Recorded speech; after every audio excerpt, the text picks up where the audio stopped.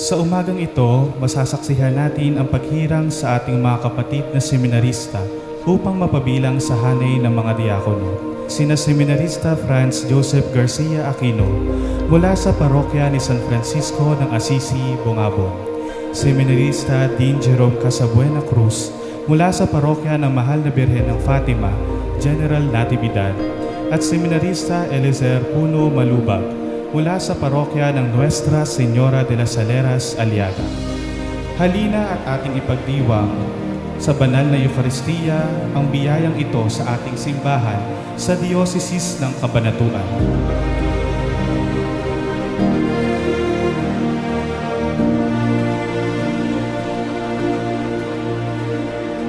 Minamahal na obispo, hinihiling po ng inang simbahan na ordenahan ang mga kapatid nating ito upang maging mga diakono. Sa palagay mo ba sila ay karapat-dapat?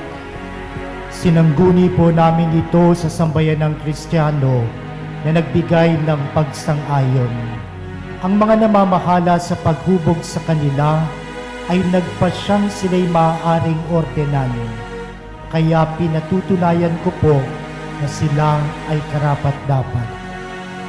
Sa pagtataguyod ng kung may kapal at ng ating tagapagligtas na si Jesucristo, hinihirang namin ang mga kapatid natin ito upang maging diakono. Bilang patunay ng iyong pagsang-ayon, hinihiling ko sa inyo na sila'y pasalubungan ang marangal.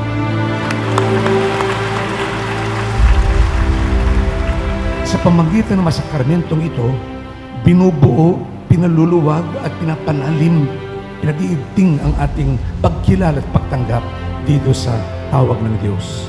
Ang kanyang paghirang, pagtawag sa atin na kahit sa ating kahinaan, nananaig pa rin yung kanyang pag-ibig, ang kanyang awat habag at tinatawag tayo na patuloy, isinusugo, ipahayag ang mabuting balita.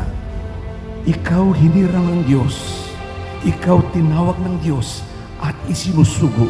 Kung doon nakatuon ang ating pag-isip at ating puso, then it will all be gratitude. Thanksgiving to the Lord na kayo hinirang at isinusugon maging salamin na kanyang kadakilaan, salamin na kanyang awat-habang, salamin na kanyang mapagligtas sa pag-ibig. Harinawa itong mga ganitong gawain na napagdiriwang natin ay muli gisingin sa kaisipan ng bawat mananampalataya itong biyaya ng ating pagbibinyag, that we too can sanctify, that we too can teach and prophesy, that we too can serve and govern. Only in the name of Jesus.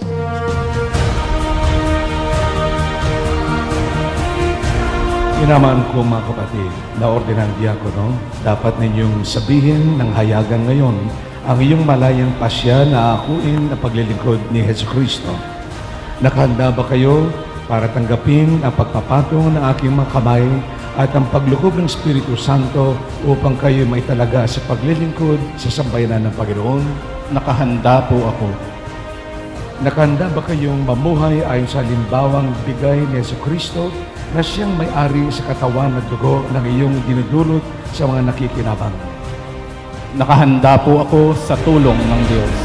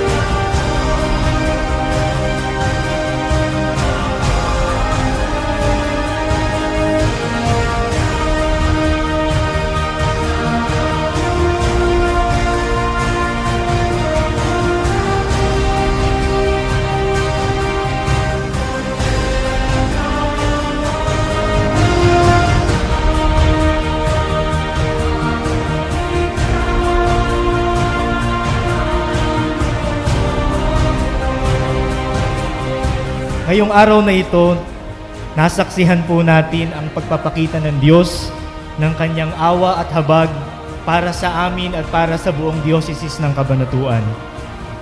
Tila ito isang pista sa ating diocese dahil kinaawaan tayo ng Diyos. Ang diocese ng Cabanatuan ay mayroong masaganang ani ng bukasyon. Kami pong tatlo na naordinahan bilang diakono ay hindi po naordinahan dahil sa aming sariling kakayanan. Kami po ay naordinahan dahil naawa at nahabag ang Diyos sa diocese ng Cabanatuan.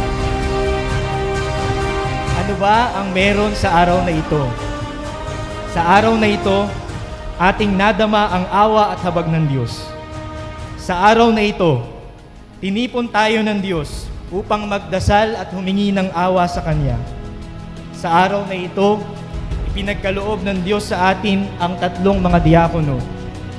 Ang hiling lang po namin sa inyo ay lagi niyo po kaming ipagdasal upang sa awa at habag ng Diyos, kaming tatlo, gayon din po ang mga pari, ay maging mga banal at masasayang lingkod ng Panginoon.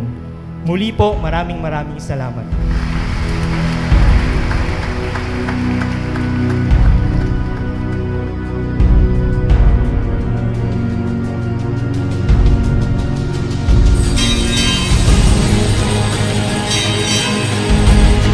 Ama naming mapagmahal, ang iyong mga lingkod na nakilabang sa pagkaintindugong banal ay pagkalooban mong makaganap sa tungkulin idulot sa tanan ang mabuting balita at tiging na pag-ibig na tunay sa iyong kadarakila at kaliligtas ang tananalig na sambayanan sa pamamagitan ni Kristo kasama ng Espiritu Santo magpasawalang hanggan. Amen.